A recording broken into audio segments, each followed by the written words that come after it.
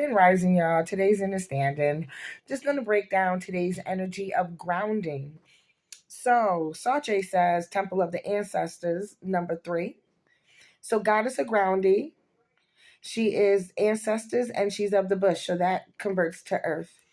She says, you may know great ancestress, Sache, as Santa J or Sarah Bartman, the woman forced to perform as Hottentot Venus in the 19th century London. But before that, she was Sache, a girl of South African who deserved better. Sache's guidance. Protect your magic, y'all. Your heart is your own. Your body is your own. Your mind is yours. Your truth and story are your own. Be rooted in your truth. Create healthy boundaries. Embodiment. Your energy is unsteady. Breathe. Come into the presence. I needed to hear that. Come into the present. Say it out loud. I am here. Trauma, stress, overwhelm, anxiety, and fear disconnect you from your body. Grounding keeps you present. When you feel rootless or unsettled, come back to your breath. Meditation and breath work are grounding. Try earthing, connecting your feet to soil. Free writing, clapping, stomping, and rubbing your hands together are all grounding. Goddess declaration. I am firmly planted and deeply rooted. So,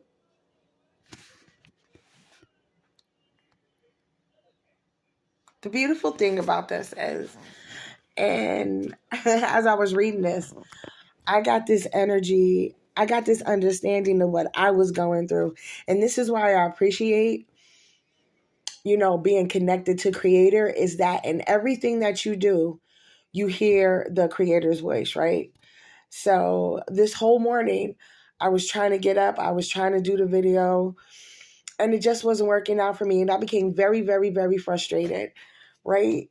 And I'm just like, God, I know you've called me to step into my own. I know you called me to trust my intuition. I know you called me to do these things, but exactly like the reading and the interpretation or the energy behind this card is to stop. Like, I'm hearing pause, connect to God, remember who you are. And I had to remember that, you know what I mean? And I think that's why, sometimes when you attempt to do things, you got to remember you can't do it on your own strength. You have to step with God first. You can't just, okay, I'm going to do this. And I think that's what my mistake was today. Instead of me allowing God to guide me, I was like, trying to do it in the flesh instead of understand the spirit. This is not about